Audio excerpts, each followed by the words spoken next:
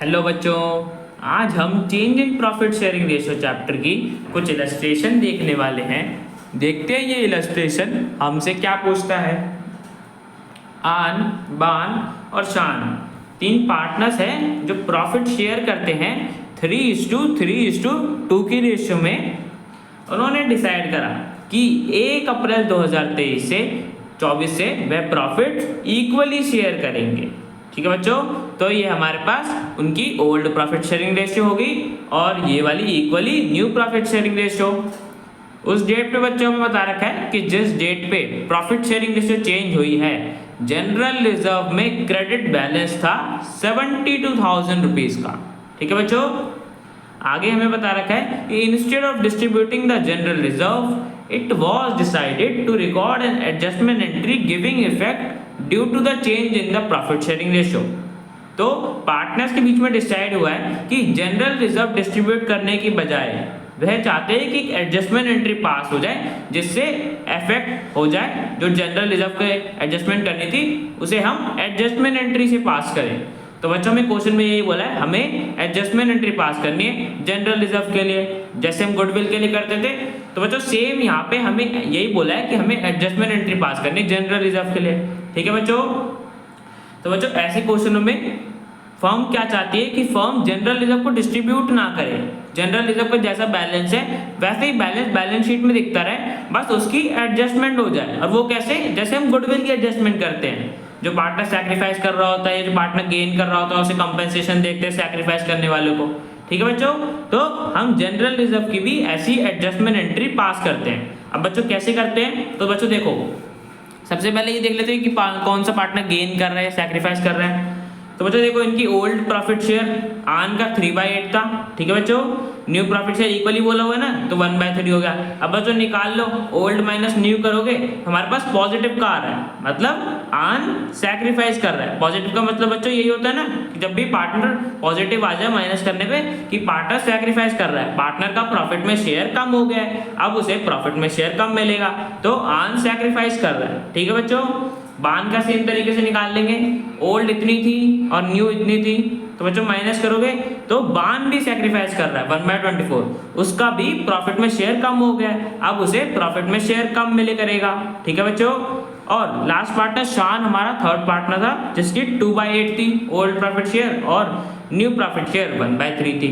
ठीक है बच्चों, ओल्ड माइनस न्यू करोगे तो हमारे पास बच्चों माइनस करने पे इस बार माइनस का आंसर आ रहा है। और बच्चों मैंने बताया हुआ है कि माइनस का मतलब क्या है कि पार्टनर गेन कर रहा है, अब उसका प्रॉफिट में शेयर बढ़ गया है, उसको प्रॉफिट ज्यादा मिलेगा। 2/24 से शान गेन कर रहा है। ठीक है बच्चों, तो हमें पता चल गया कि हमारे आन और बान सैक्रिफाइसिंग पार्टनर्स हैं, दोनों पार्टनर सैक्रिफाइस कर रहे हैं ना। और बच्चों देखो, सैक्रिफाइस भी ये इक्वल रेशियो में कर रहे हैं। इक्वल रेशियो में देखो बच्चों कैसे, 1/24 1/24, डिनोमिनेटर सेम है तो न्यूमरेटर से हम रेशियो निकाल सकते हैं। तो बच्चों इनकी सैक्रिफाइसिंग रेशियो कितनी आ जाएगी, 1:1। दोनों इक्वल रेशियो में सैक्रिफाइस कर रहे हैं ना, और शान उतना ही गेन कर रहा है 2/24।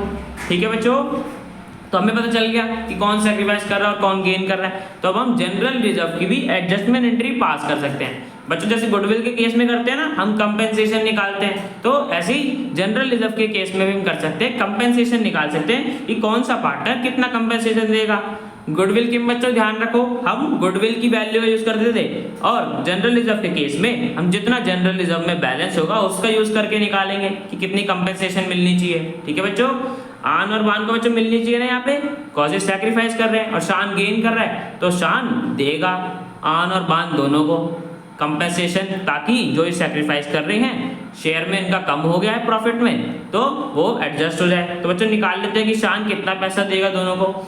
तो बच्चों देखो, 1/24 आन सैक्रिफाइस कर रहा है। ठीक है बच्चों, तो निकाल लेते हैं कि आन को कितना देना है, 1/24 मल्टीप्लाई, और जनरल रिजर्व की वैल्यू कितनी थी, 72,000 थी ना। ठीक है बच्चों, 1/24 मल्टीप्लाई 72,000, तो आन को इतना पैसा मिलेगा सैक्रिफाइस का, कंपेंसेशन का इतना पैसा मिलेगा। ठीक है बच्चों, और बान भी सेम सैक्रिफाइस कर रहा है, तो बान को भी 3000 मिलेंगे कंपेंसेशन के, ठीक है बच्चों। और शान देगा कितना, 3000 इसको 3000 इसको, तो टोटल शान 6000 रुपए देगा, ठीक है बच्चों। तो जनरल रिजर्व की हम एडजस्टमेंट ऐसे करते हैं, एक तो बच्चों हम सीधा जनरल रिजर्व को डिस्ट्रीब्यूट कर देते हैं, बट जब हमें क्वेश्चन में बोला जाए कि हमें जनरल रिजर्व को डिस्ट्रीब्यूट नहीं करना, उसकी एडजस्टमेंट एंट्री पास करनी है, तो हम इस तरीके से करते हैं। सबसे पहले सैक्रिफाइस या गेन निकालते हैं कि कौन सा पार्टनर सैक्रिफाइस कर रहा है या गेन कर रहा है, और फिर कंपेंसेशन निकालते हैं कि एडजस्टमेंट के लिए कितना कंपेंसेशन देना पड़ेगा गेनिंग पार्टनर को सैक्रिफाइसिंग पार्टनर को। तो बच्चों हमने यहाँ पे निकाल लिया कि 3-3000 दोनों देंगे, तो अब हम एंट्री कर लेते हैं। तो बच्चों देखो शान देगा, उसके कैपिटल अकाउंट से डेबिट होंगे, उसके कैपिटल अकाउंट से पैसे जाएंगे ना, 6000 रुपीज देगा, 3000 आन को देगा तो आन के कैपिटल अकाउंट में क्रेडिट कर देंगे, और 3000 रुपये बान को देगा तो 3000 उसके कैपिटल अकाउंट में क्रेडिट कर देंगे, ठीक है बच्चों। तो हाँ यही होती है हमारी एडजस्टमेंट एंट्री। जब हमारी प्रॉफिट शेयरिंग रेशियो चेंज हुई थी, जो उससे पार्टनर सैक्रिफाइस कर रहा था या गेन कर रहा था, उनको एडजस्टमेंट मिल गई, उनको कंपेंसेशन मिल गया, आन और बान दोनों सैक्रिफाइस कर रहे थे तो उनको उनका कंपेंसेशन मिल गया, और शान गेन कर रहा था तो शान ने कंपेंसेशन दे दिया, ठीक है बच्चों। तो हम जनरल रिजर्व या किसी भी रिजर्व या एक्यूमुलेटेड प्रॉफिट की एडजस्टमेंट इस तरीके से करते हैं, ठीक है बच्चों। बच्चों ये क्वेश्चन हमारा कंप्लीट हो गया। तो बच्चों चलते हैं हम नेक्स्ट क्वेश्चन पे।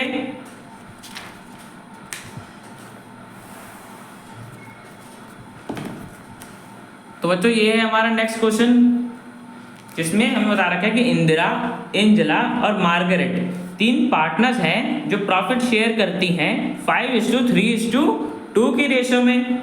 उन्होंने डिसाइड करा कि 1 अप्रैल 2024 से वह प्रॉफिट 2:3:5 की रेशियो में शेयर करेंगे। तो बच्चों ये कौन सी रेशियो होगी हमारी, sir old profit sharing ratio, और ये वाली न्यू प्रॉफिट शेयरिंग रेशियो, ठीक है बच्चों। आगे में बोल रखा है कि they also decide to record the effect of the following without affecting their book values. Partner चाहते हैं कि ये सारे रिजर्व और प्रॉफिट एंड एक्यूमुलेटेड प्रॉफिट का ट्रीटमेंट हो जाए बिना उनकी बुक वैल्यूज को इफेक्ट करे, मतलब बुक में उनकी वैल्यूज के साथ कोई छेड़छाड़ ना हो, हम उनका इफेक्ट रिकॉर्ड कर सकें, ठीक है बच्चों। तो जनरल रिजर्व में दे रखा है कि जनरल रिजर्व इतने का है, इन्वेस्टमेंट फ्लक्चुएशन रिजर्व इतने का है, वर्कमैन कंपनसेशन रिजर्व है, प्रॉफिट एंड लॉस अकाउंट का क्रेडिट बैलेंस है। तो बच्चों क्रेडिट बैलेंस का मतलब क्या है यहाँ पे कि प्रॉफिट है, अनडिस्ट्रीब्यूटेड प्रॉफिट है जो बटा नहीं है अब तक 75,000 का, और एडवर्टाइजमेंट सस्पेंस है 1 लाख रुपीज जिसका डेबिट बैलेंस होता है, ठीक है बच्चों। तो हमें क्वेश्चन में यही बोला है, हमें एडजस्टमेंट एंट्री पास करनी है इन सब चीजों को एडजस्ट करने के लिए बिना इनकी बुक वैल्यूज को अफेक्ट करे, ठीक है बच्चों। आगे हमें बता रखा है कि no liability is expected towards workman compensation reserve, कोई क्लेम नहीं आया है, वर्कमैन कंपनसेशन क्लेम कोई भी नहीं है, और मार्केट वैल्यू इन्वेस्टमेंट की इक्वल है बुक वैल्यू की, ठीक है बच्चों। मार्केट वैल्यू का मतलब क्या, जितना हमने इन्वेस्ट करा है उतनी मार्केट वैल्यू है, तो कोई फॉल नहीं हुआ है, इन्वेस्टमेंट की वैल्यू गिरी नहीं है। तो बच्चों हम एडजस्टमेंट एंट्री पास करते हैं। तो बच्चों देखो जनरल रिजर्व का हमें कोई बता नहीं रखा, कोई इन्फॉर्मेशन नहीं है, तो ये डिस्ट्रीब्यूट हो जाएगा पार्टनर्स के बीच में, ठीक है बच्चों। जनरल रिजर्व हम डिस्ट्रीब्यूट करते हैं ना जब कोई इन्फॉर्मेशन नहीं होती, तो जनरल रिजर्व 1,50,000 का आ गया। इन्वेस्टमेंट फ्लक्चुएशन रिजर्व, और बच्चों देखो इन्वेस्टमेंट फ्लक्चुएशन रिजर्व के लिए हमें क्या बोला है कि मार्केट वैल्यू सेम है, तो बच्चों इसका तो कोई यूज ही नहीं है। जब फॉल होती है, जब इन्वेस्टमेंट की वैल्यू गिरते हैं तभी तो हम इसे यूज करते हैं ना, अब हमारी फॉल ही नहीं है, वैल्यू बिल्कुल मार्केट वैल्यू के इक्वल है, तो हम इसका कोई यूज नहीं करेंगे। अब ये पार्टनर्स के बीच में डिस्ट्रीब्यूट हो सकता है 25,000, तो 25,000 को हमने ऐड कर दिया जनरल रिजर्व में। और वर्कमैन कंपनसेशन रिजर्व का भी बता रखा है कि कोई भी लायबिलिटी नहीं है, कोई भी किसी भी वर्कर का क्लेम नहीं आया जो हमें पे करना है, कोई भी लायबिलिटी नहीं है ना, तो इसका मतलब यही है कोई भी क्लेम नहीं है, तो 50,000 भी पार्टनर्स के बीच में डिस्ट्रीब्यूट हो जाएगा जब कोई क्लेम ही नहीं है, तो 50,000 भी अब हम ऐड कर देंगे जनरल रिजर्व और इन्वेस्टमेंट फ्लक्चुएशन रिजर्व के अमाउंट में। और बच्चों आगे हमें क्या दे रखे हैं, profit and loss account credit balance है, जिसमें मैं बता चुका हूँ कि ये अनडिस्ट्रीब्यूटेड प्रॉफिट है, किसी साल का प्रॉफिट डिस्ट्रीब्यूट करना रह गया जो कि हमें 75,000 दे रखा है, ठीक है बच्चों। तो 75,000 को भी ऐड कर देंगे। अब बच्चों देखो हमने इन चारों चीजों को ऐड किस लिए करा, सर बिकॉज ये तीनों पार्टनर्स को मिलेंगी, जो तीनों पार्टनर्स हैं उन्हीं को मिलेंगी ना, जनरल रिजर्व भी, इन्वेस्टमेंट फ्लक्चुएशन रिजर्व भी, वर्कमैन कंपनसेशन रिजर्व भी और प्रॉफिट एंड लॉस अकाउंट। तो हम जब भी हमें बोला हो कि हमें एडजस्टमेंट एंट्री पास करनी है, तो जितना भी पहले हमें पार्टनर्स को देना होता है रिजर्व या किसी भी टाइप का प्रॉफिट जो भी पार्टनर्स को मिलना होता है उन सब चीज़ों को ऐड कर देते हैं, फिर उनमें से माइनस कर देते हैं कि उनसे हमें लेना कितना है, तब हमारे पास नेट इफेक्ट आ जाता है। ठीक है बच्चों, तो इस क्वेश्चन में जितना भी हमें पार्टनर्स को मिलना होगा, जैसे जनरल रिजर्व मिलना था, इन्वेस्टमेंट फ्लक्चुएशन रिजर्व मिलना था, ये मिलना था, ये मिलना था, तो टोटल पार्टनर्स को 3 लाख रुपए मिलने थे रिजर्व और प्रॉफिट से। ठीक है बच्चों, 3 लाख मिलने थे ना। और एडवर्टाइजमेंट सस्पेंस तो बच्चों हमारा रह ही गया, डेबिट साइड का था 1 लाख रुपए। और बच्चों याद करो, एडवर्टाइजमेंट सस्पेंस की जब हम एंट्री करते हैं तब पार्टनर के कैपिटल अकाउंट को डेबिट करते हैं ना। तो बच्चों डेबिट का मतलब क्या है कि हम पार्टनर से पैसे लेते हैं, और यहाँ से हमें पार्टनर से पैसे लेना है, तो ये टोटल पैसा तो वो है ना जो हमें पार्टनर्स को देना है, तो इसमें से हम माइनस कर देंगे जो हमें पार्टनर से लेना है। 1 लाख रुपए था एडवर्टाइजमेंट सस्पेंस का, 1 लाख रुपए राइट ऑफ करने ना, तो 1 लाख रुपए माइनस कर दिया। तो बच्चों हमारे पास नेट अमाउंट आ गया कि पार्टनर्स को टोटल इतना पैसा मिलेगा एडवर्टाइजमेंट सस्पेंस का पैसा घटाने के बाद। इतना पार्टनर्स का नेट इफेक्ट आ गया कि इतना नेट इफेक्ट है प्रॉफिट और लॉस रिजर्व का, सब कुछ मिला के इतना जोड़ के हमें इतना देना है पार्टनर्स को। ठीक है बच्चों, तो अभी मैंने बताया था पिछले वाले क्वेश्चन में जनरल रिजर्व में, तो सेम यहीं पे हम वो वाली एडजस्टमेंट एंट्री पास करेंगे। तो बच्चों 2 लाख रुपए हमें देने हैं। अब बच्चों देखो, सबसे पहले उसके लिए हमें क्या पता होना चाहिए कि सैक्रिफाइस और गेन कौन कर रहा है।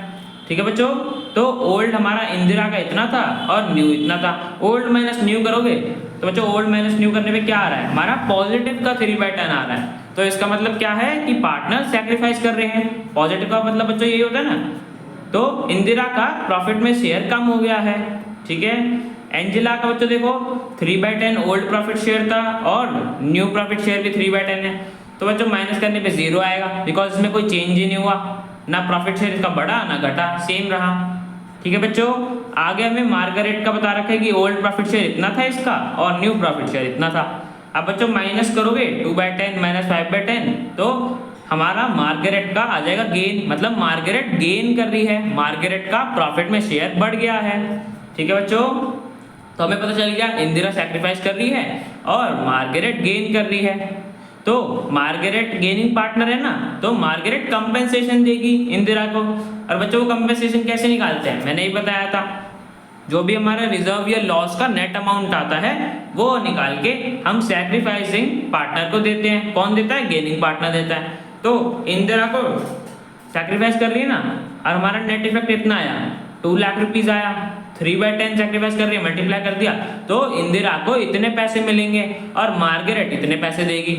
मार्गरेट गेन कर रही है तो मार्गरेट इतने पैसे देगी, और इंदिरा सैक्रिफाइस कर रही है तो इसको इतना पैसे मिलेंगे। ठीक है बच्चों, अब हम इसकी एडजस्टमेंट एंट्री पास कर सकते हैं।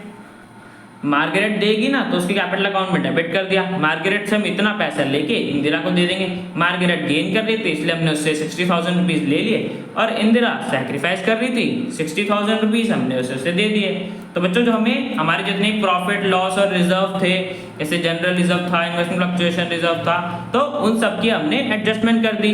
ठीक है बच्चों, तो जब भी हमें ऐसा क्वेश्चन में बोला जाए कि without affecting their book values, उनकी बुक वैल्यूज को हमें छेड़ना नहीं है, चेंज नहीं करना या सीधा डिस्ट्रीब्यूट नहीं करना, तो हम सिंगल एक एडजस्टमेंट एंट्री से सारे रिजर्व्स का नेट इफेक्ट निकाल लेते हैं, प्लस करके जितना पार्टनर्स को मिलना है उन सब चीजों को प्लस कर दिया और जितना पार्टनर से लेना है उसे माइनस कर दिया। टोटल हमारे पास इतना आ जाता है नेट इफेक्ट कि हमें इतना देना है या इतना लेना है। इस वाले क्वेश्चन में हमें इतना और देना था तो हमने निकाल लिया कि कौन सा पार्टनर गेन कर रहा है, सैक्रिफाइस कर रहा है, फिर उसको एडजस्टमेंट के हिसाब से हमने एडजस्ट कर दिया कि इंदिरा को इतना मिलेगा और मार्गरेट इतना देगी इंदिरा को। ठीक है बच्चों, तो इसी को कहते हैं हमारी एडजस्टमेंट एंट्री, जो कि हमने पास कर दी। और बच्चों ये क्वेश्चन हमारा कंप्लीट हो गया। तो बच्चों मिलते हैं नेक्स्ट वीडियो में।